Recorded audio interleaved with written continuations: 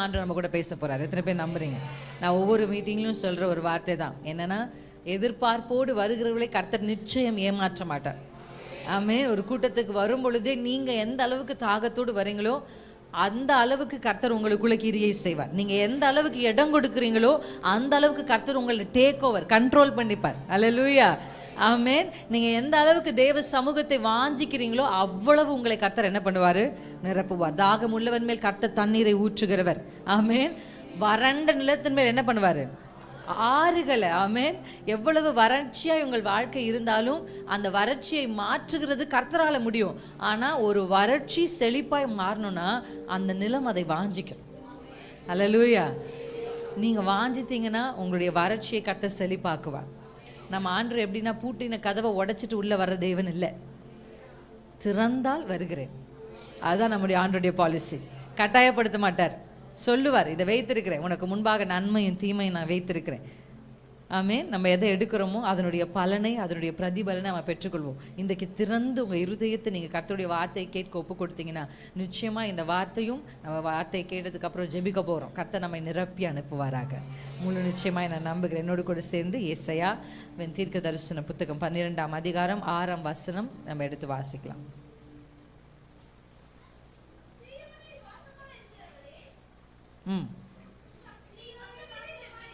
நீ சத்தமிட்டு கெம்பீரி. ஹல்லேலூயா. சீயோனில் வாசமாய் இருக்கிறவளே நீ சத்தமிட்டு கெம்பீரி. ஏன் கெம்பீரிக்கணும்? இஸ்ரவேலின் பரிசுத்தர் உன் நடுவில் பெரியவராயிருக்கிறார். ஆமென். சொல்லுங்களேன், கர்த்தர் என் நடுவில் பெரியவராயிருக்கிறார். ஹல்லேலூயா. சீயோனில் வாசமாய் இருக்கிறவர்களுக்கு கர்த்தர் பெரியவராய் இருக்கிறார். அல்லேலூயா. எந்த இடத்துல? அங்கங்க இருக்கிறவங்க இல்ல, சீயோன்ல யார் வாசமா இருக்கிறார்களோ அவர்களுக்கு தான் கர்த்தர் பெரியவராய் இருக்கிறார். இவர் ஏன் பெரியவராய் இருக்கிறார் அப்படின்னா, பெரியவர் பெரிய காரியங்களை செய்வார். அல்லேலூயா. உங்க வாழ்க்கையில நீங்கள் எதிர்பார்க்கிறதை விட மேலானவைகளை பெரியவைகளை இந்த பெரியவரால் செய்ய முடியும். ஆமென். நம்புறீங்களா? இந்த வசனம் சொல்லுகிற ஒரு வார்த்தை சீயோனில் வாசமாய். சீயோனுக்கு நம்ம எல்லாருக்குமே நிறைய அர்த்தங்கள் தெரியும். சீயோனுக்கு ஒரு ஜியோகிராஃபிக்கலான அர்த்தம் எங்கன்னா, நம்ம தாவீது முதல்ல என்ன பண்ணாரு? சீயோன் கோட்டையை பிடித்தார்.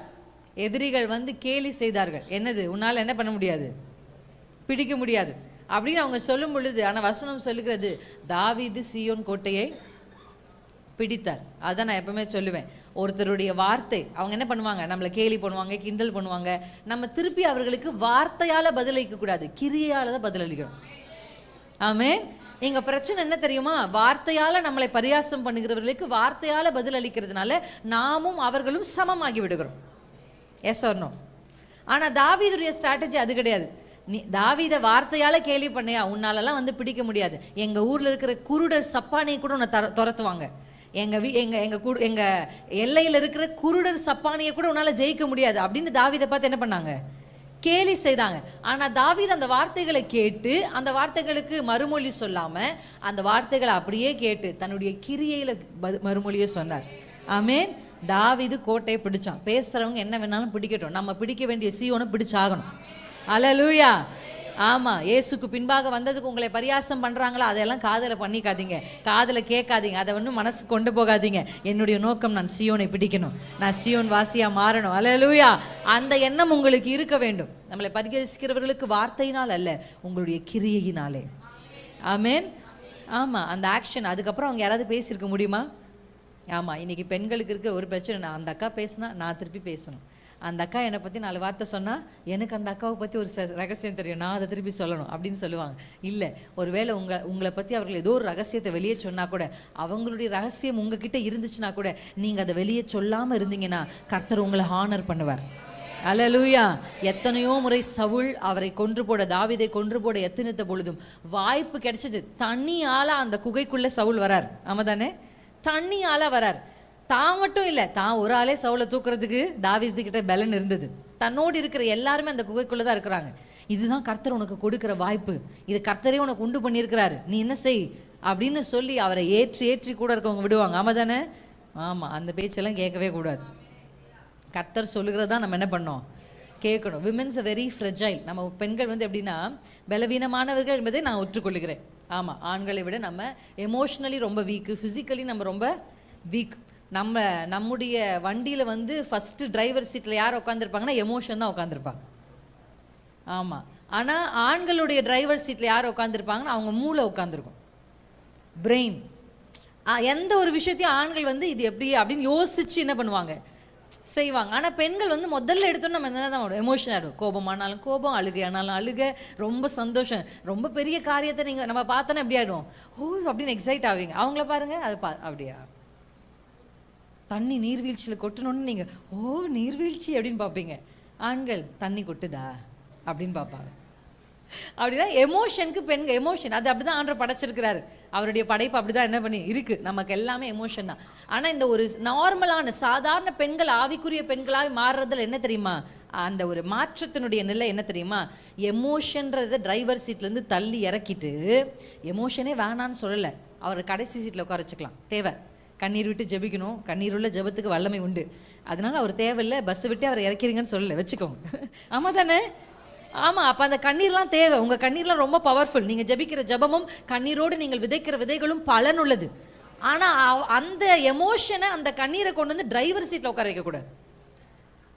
ஆவிக்குரிய ஸ்திரீ எப்படி தெரியுமா, டிரைவர் சீட்டில் பரிசுத்த ஆவியானவர் உட்கார வச்சு. அல்லேலூயா, ஆமென்.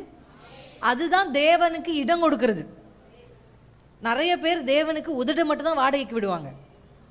பரிசுத்த ஆவியானவர் அந்நிய பாஷையோடு நிறுத்தப்படுகிறார்.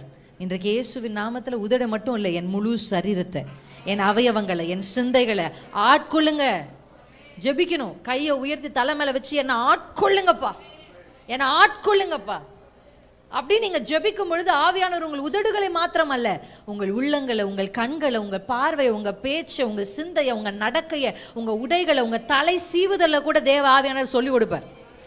அல்லேலூயா. சின்ன சின்ன விஷயத்திலும் கர்த்தர் ஒழுங்கை நமக்கு கற்றுக் கொடுப்பார்.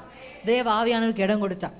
நம்ம வாலிப பிள்ளைகள்கிட்ட சொல்லி சொல்லி பார்ப்போம், என்ன பண்ண மாட்டேங்கிறாங்க இந்த காலத்தில், ஒரே கம்ப்ளைண்ட் தான், கேட்க மாட்டேங்கிறாங்க. ஆமேன். ஒன்று ஜெபம் பண்ணுங்க, ஆண்டவரே என் பிள்ளைய ஆட்கொள்ளுங்கப்பா, என் பிள்ளைய ஆட்கொள்ளுங்க. பிள்ளைங்க தூங்கும் போது பிள்ளை தலைமையில கை வச்சு ஜெபம் பண்ணுங்க, என் பிள்ளைய நிரப்புங்க, என் பிள்ளைய ஆட்கொள்ளுங்க. நீங்கள் ஜெபிச்சு பாருங்க, அந்த பிள்ளை தானா மாறி இவ்வுலகத்தின் வேஷத்தை களைந்து தேவனுள்ள பிள்ளையா நிற்கிறத நீங்கள் பார்ப்பீங்க. சொல்லாமலே உங்கள் பிள்ளைக்கு சில காரியத்தின் மேலே வெறுப்பு வரும். நீங்கள் சொல்லி சொல்லி உங்கள் பிள்ளை விடாதது அதுவே தூக்கி எரியும். தேவ ஆவியானவர் இந்த பிள்ளைகளை ஆட்கொண்டா. எத்தனை பேர் ஆமேன் என்று சொல்லுகிறீங்க? அல்லேலூயா. இந்த சியோனை குறித்து கர்த்தருடைய வேதம் சொல்லும் பொழுது ஆவிக்குரிய அர்த்தம் சியோனுக்கு என்ன அப்படின்னா, தேவன் வாசம் பண்ணுகிற இடம் சியோன். ஆமென். தேவன், the presence of God. Zion spiritual meaning வந்து என்னன்னா presence of God. இந்த கர்த்தருடைய பிரசன்னத்தில் வாசம் பண்ணுகிறவளே இருக்காங்க. கர்த்தருடைய பிரசன்னத்தில் யார் வாசம் பண்ணுகிறார்களோ அவர்களுக்கு அவர் பெரியவர். அல்லேலூயா. காலையில எழும்பின உடனே முதல்ல கர்த்தருடைய பிரசன்னத்தில் நுழைகிற ஸ்திரீக்கு அவர் பெரியவர். ஆமென். ஞாயிற்றுக்கிழமை ஆராதனை, முதல் ஆராதனைக்கு பைபிளை தூக்கி வந்து தேவ பிரசன்னத்தில் நிரம்புகிற ஸ்திரீக்கு அவர் பெரியவர். அல்லேலூயா. உங்க வாழ்க்கையில பெரிய காரியம் நடக்கணும் அப்படின்னா கர்த்தருடைய பிரசன்னத்திற்குள்ள நீங்க உங்களை விட்டு கொடுக்கணும். ஆமென். சியோனில் வாசம் பண்ணுகிறவள் தான் கம்பீரிக்க முடியும். ஆமென். அந்தந்த வீடு, இந்தந்த இடம், அங்கங்கே போய் அந்த மாதிரி இல்லாமல் நேரம் கிடைத்தாலே ஒரு ஸ்திரீ கர்த்தருடைய பாதத்தில் வந்து தேவ பிரசன்னத்திற்கு தன்னை விட்டு கொடுப்பாள் என்று சொன்னால் அவளுக்கு கர்த்தர் நிச்சயமாய் பெரியவராயிருப்பார். அல்லேலூயா. இதை வெறும் வார்த்தையாய் அல்ல, இதை வாழ்க்கையாய் உங்களுக்கு நான் சொல்ல விரும்புகிறேன். ஆமென். ஆமாம், நேரம் கிடைக்கும் போதெல்லாம் ஓடி ஓடி கர்த்தருடைய பிரசன்னத்தில் நான் மறைத்து கொள்வது என்னுடைய வழக்கம். வாலிப பருவத்தில் தேவன் அந்த கிருபையை கொடுத்தார், அந்த எண்ணத்தை கொடுத்தார், அந்த விருப்பத்தை எனக்கு கொடுத்தார். அதுக்கு நான் கர்த்தருக்கு தான் நன்றி சொல்லணும். ஆமென். ஒரு லீவ் விட்டாங்கன்னா நான் மட்டும் கிடையாது, என்னோடு இருந்த நிறைய பெண்கள் அப்படிதான். நான் மட்டும் விசேஷமாக எதாவது செஞ்சேன்னா இல்லை, நான் எப்பொழுதுமே அதை சொல்ல விரும்பலை. என் கூட இருந்த என்னுடைய ஃபெல்லோஷிப், எங்களுக்கு ஒரு பெண்கள் ஐக்கியம், நாங்கள் எல்லாருமே அப்படி தான் இருந்தோம். கர்த்தருடைய கிருபை இன்றைக்கு முழு நேரமாய் நான் ஊழியத்துக்கு வந்திருக்கிறேன். பட் என் ஃபெல்லோஷிப்லேருந்து எல்லாருமே ஊழியம் செய்கிறாங்க. எங்களுக்கு ஒரு நாள் லீவு கிடைச்சிச்சுன்னா எல்லாரும் என்ன சொல்லுவாங்க, லீவ் எடுத்து கிடைச்சா ரெஸ்ட் எடுக்கணும். எங்களுக்கு என்னைக்கு லீவ் கிடைக்குதோ அன்னைக்கு 6 மணி நேரம் உபவாசத்தை நாங்கள் போடுவோம். தண்ணி குடிக்காமல் 6 மணி நேரம் உபவாசத்தை ஜபிப்போம். அப்படி எங்களுக்கு நேரம் கிடைக்கும் போதெல்லாம் என்னுடைய கூட வேலை செய்கிற என்னுடைய மேம் சொல்லுவாங்க, ஒரு லீவு கிடைச்சா ஒரு ஜபத்தை போட்டுருவேன். வெளியில் சென்னையில் இருக்கிறியே, போய் எங்கேயாவது சுற்றி பார்க்குற, இந்த ஒரு பர்டிகுலர் இடத்தெல்லாம், இந்த இடத்துக்கு நீ போயிருக்கியா அப்படின்னு கேட்பான். இல்லை மேம், சென்னையில் இத்தனை வருஷம் இங்கே போகலையா? இல்லை, ஒரு கட்டத்தில் என்ன பண்ணல, நாட்டமும் விருப்பமும் வரல. ஒரு நேரம் கிடைச்சா என் சகோதரிகளோடு சேர்ந்து ஜபிக்கிறதுல எனக்கு அவ்வளோ நாட்டம் வந்தது. என் சகோதரிகளுக்கும் அந்த நாட்டம் வந்தது. விரும்பி விரும்பி தேவ சமூகத்தில் போய் எங்களை மறைத்து கொண்டதுனால நான் சொல்ல முடியும், கர்த்தர் எனக்கும் எங்களுக்கும் பெரியவராக இருந்தார். அல்லேலூயா. சிறியவனை புழுதியிலிருந்து தூக்கி எடுத்த பெரியவராய் அவர் இருந்தார். ஆமென். உங்களுக்கு நான் சொல்கிறேன், நேரம் கிடைக்கும் போதெல்லாம், வாய்ப்பு கிடைக்கும் போதெல்லாம் நீங்கள் தேவ சமூகத்தில் உங்களை மறைத்துக் கொள்வது, பெண்களாய், தனிநபராய், குழுவாய், சபையாய், நீங்கள் உங்களை போய் சியோனுக்குள்ள உங்களை நுழைத்து கொண்டீங்கன்னா கர்த்தர் உங்களுக்கு நிச்சயம் பெரியவராயிருப்பார். இந்த பெரியவர் பெரிய காரியங்களை செய்கிறவர். இந்த பெரியவர் நினைப்பதையும் வேண்டுவதையும் விட அதிகமாய் செய்கிறவர். ஆமென். இந்த பெரியவர் இல்லாதவர்களை இருக்கிறவர்களை போல அழைக்கிறவர். ஆமென். இந்த பெரியவருடைய பிரசன்னத்திற்கு வந்து உங்களை விட்டு கொடுத்தீங்கன்னா, ஆமென், உங்கள் வாழ்க்கை எப்படி இருந்தாலும், உங்கள் சரீரம் எப்படி இருந்தாலும், உங்கள் சூழ்நிலைமைகள் எப்படி இருந்தாலும், எல்லா எதிர்மறையான கிரியைகளையும் மாற்றி உங்களுக்கு நல் வாழ்க்கையை கொடுக்க இன்றைக்கு இந்த பெரியவர் நம் நடுவில் எழுந்தருளி இருக்கிறார். ஹல்லேலூயா. ஆமென். இந்த தேவ சமூகத்தில் இருக்கிற கர்த்தர் இன்றைக்கு எனக்கு கொடுத்து இதை உற்சாகப்படுத்துறதுக்காக இந்த வார்த்தையை நான் உங்களுக்கு காண்பித்திருக்கிறேன். ஆண்டவர் இன்றைக்கு நம்ம மத்தியில் செய்ய போகிற கிரியையை, ஹல்லேலூயா, இன்னைக்கு ஆண்டவர் என்னை அனுப்பினதே அனல் மூட்டு, அவ்வளோதான். ஆமென். என்ன பேசணும்ப்பா இந்த பெண்கள் கூட்டத்தில், கர்த்தர் என்ன சொல்ல விரும்புறீங்க வருகிறவர்களுக்கு? நீ அவர்களை அனல் மூட்டணும். நீ உன்னை அனல் மூட்டணும். என்னோட ஆண்டவர், நீ முதல்ல உன்னை அனல் மூட்டணும். அல்லேலூயா. அடுத்து இப்போ தீமோத்தேயுக்கு பவுல் சொல்லும் பொழுது என்ன சொல்றாரு? நீ அனல் மூட்டி எழுப்பு. அப்ப அனல் மூட்டு அபிஷேகிக்கிறது அவர் வேலை, அனல் மூட்டுறது என் வேலை. ஆமென். இது இங்கிலீஷில் ஒரு டிரான்ஸ்லேஷன் இருக்கு, fan the flow fire. Fan the fire அப்படின்னு என்ன அர்த்தம்? ஒரு நெருப்பு எரிஞ்சிட்டு இருக்குன்னா என்ன பண்ணுவோம்? வேகமாக அடிக்க மாட்டோம், அது இன்னும் கொஞ்சம் எரியறதுக்கு என்ன பண்ணுவோம்? அந்த காலத்தில் அடுப்பு பயன்படுத்தினவர்களை கேட்டால் என்ன பண்ணுவாங்க? இது என்ன பண்ணும்? அந்த ஃப்ளேமை இன்னும் எரிய வைக்கும். ஆமாம், இப்போ நம்ம கேஸ் ஸ்டவ் இருக்கிறதுனால இப்படி பண்ணால் ஏறுது இறங்குது, அப்படி ஆயிடுச்சு. அம்மாமார்கள் பாட்டிமார்கள்லாம் கேட்டால் என்ன பண்ணுவாங்க? அது என்ன பண்ணுது? அந்த ஃபயரை எரிய வைக்குது. இன்னைக்கு நம்ம அதை செய்ய போகிறோம். எத்தனை பேர் ஆமைன்னு சொல்கிறீங்க? இன்னைக்கு கர்த்தர் நம்ம நடுவில் அதை தான் செய்ய போகிறார். அவர் இன்றைக்கு அனல் மூட்ட விரும்புகிறார். இன்றைக்கு நம்ம இன்னும் அதிகமாக தேவனுக்காக, தேவனுக்குள்ளே எரிய வேண்டும். இதில் இருக்கிற பலன்கள் ரொம்ப அதிகம்.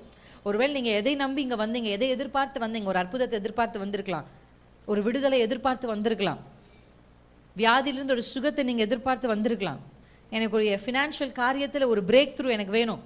கடன் பிரச்சனைகள், வறுமைகள், கேலி கிண்டலுக்கு நடுவில் வந்திருக்கலாம். ஆனால் கர்த்தர் அதெல்லாம் செய்கிறதுக்கு முன்னாடி முதல்ல உங்களுக்கு இதை செய்ய விரும்புகிறார். அல்லேலூயா. என்னுடைய ஆணித்தரமான நம்பிக்கை என்ன தெரியுமா? தேவனையும் அவருடைய ராஜ்யத்தையும் தேடுகிறவர்களுக்கு எல்லாம் கூட கொடுக்கப்படும். ஆமென். கர்த்தருடைய ராஜ்யத்தை தேடுறவங்களுக்கு இது எல்லாம் அவங்க போய் தேட வேண்டாம், அது அவங்க பின்னாடி ஆட்டோமேட்டிக்காக வரும். அவங்க போய் அதுக்காக எதுவுமே பிரயாசப்பட வேண்டாம். தேவை இருக்கா உங்களுக்கு? இது தேவையா? கர்த்தர் அதை உங்களுக்கு சந்திப்பார்.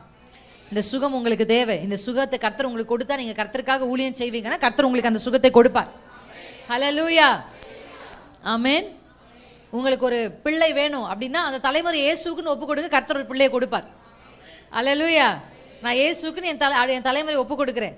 என் பிள்ளைகள் பேர பிள்ளைகள்லாம் இயேசுக்காக வாழணும். கடைசி காலத்தில் இன்றைக்கி நமக்கு நிறைய ஊழியக்காரர்கள் இருக்கான்னு உங்களுக்கு தோணலாம். ஆனால் நான் சொல்கிறேன், அது பத்தாது, அறுவடை மிகுதி. இன்றைக்கும் அதுதான் உண்மை. இன்றைக்கும் தேவனுடைய ராஜ்யத்துக்கு நிறைவேற்றுகிறதுக்கு அநேக ஊழியர்கள் தேவை. கடைசி காலத்துக்கு வந்திருக்கிற நாம் அநேக ஊழியர்களை எழுப்பி ஆக வேணும். ஏன்னா ஒரு நிலை ஊழியர்கள், நல்ல ஊழியர்கள் எல்லாம் வயதாகி முதிர்ந்து மறித்து போயிட்டாங்க. இன்னொன்று இந்த பக்கம் திரும்பி பார்த்தா மோசமான ஊழியங்கள் எழும்பி கொண்டிருக்கிறது. ஆமென். ஒளியின் வேஷம் தரித்தவர்கள் எழும்பி கொண்டிருக்கிறாங்க. இந்த காலகட்டத்தில், இந்த கடைசி காலத்தில் கர்த்தருக்காக வைராக்கியமாய் வாழுகிற தீமோத்தேயுக்களை எழுப்ப வேண்டிய பொறுப்பு லோவிசால்களுக்கு உண்டு. ஹல்லேலூயா. ஆமாம், அப்படிப்பட்ட லோவிசால்களாக தான் கர்த்தர் நம்மளை பார்க்குறாரு.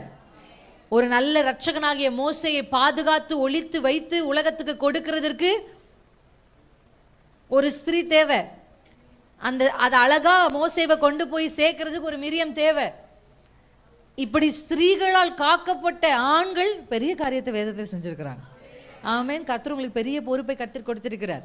இன்றைக்கு அனல் மூட்டி உங்களுடைய அக்கினியை நீங்கள் எரிய வைத்தீங்கன்னா அந்த அனல் ஆமீன் என்ன பெனிஃபிட்ஸ், என்ன நன்மைகளை கொடுக்குன்றதை நம்ம பார்க்க போகிறோம். என் கூட சேர்ந்து நமக்கு தெரிந்த ஒரு வசனம் ஆதாரமாக ரோமர் 12ஆம் அதிகாரம் 11ஆம் வசனத்தை நம்ம வாசிக்க போகிறோம். அசதியாயிராமல் ஜாக்கிரதையாய் இருங்கள். போதும் சிஸ்டர். ஆவியிலே அனலாயிருங்கள். இந்த ஃபர்வெண்ட் இன் ஸ்பிரிட், ஆவியில் அனலாக இருங்க. இந்த ஃபர்வெண்ட், இந்த அனலாக இருங்கன்ற வார்த்தையை எப்படி அதை லத்தீனில் எப்படி சொல்லியிருக்கிறாங்கன்னா டு பாயில், கொதிக்கிறதுன்னு அர்த்தம். ஆமீன். உள்ள என்ன இருக்கோ அது வெளியில் என்ன பண்ணும்? பரிசுத்த ஆவியானுடைய அக்கினி எனக்குள்ள இருந்தா அது அனலாய் நிச்சயம் வெளிப்படும். என் பக்கத்தில் வருகிறவர்களுக்கு அந்த அனல் தெரியும். ஆமீன். நான் ஒரு வீட்டுக்குள்ளே போனால் அந்த அனல் அந்த வீட்டுக்குள்ளே நான் கொண்டு போவேன். அல்லேலூயா. நம்புறீங்களா? அதனுடைய அர்த்தமே அது. ஆவியில் அனலாக இருங்கன்னா அப்பா லைஃபோடு இருங்க. Life with fire. அந்த கொதிநிலை எப்படி இருக்குது? அது சும்மா என்ன பண்ணாது? அமர்ந்திருக்காது, அமைதியாக இருக்காது. உண்மையாகவே தேவனுடைய உங்கள் எல்லாருக்குள்ளேயும் ஃபயர் இருக்குது, உங்கள் எல்லாருக்குள்ளேயும் அக்கினி இருக்குது, நீங்கள் எல்லாரும் அபிஷேகத்தை பெற்றிருக்கிறீங்க. ஆனால் இன்றைக்கு கர்த்தர் அந்த கொதிநிலைக்கு உங்களை கொண்டு போகணும்னு விரும்புகிறார். டு பிகம் ஃபர்வெண்ட், அனலாக்க விரும்புகிறார்.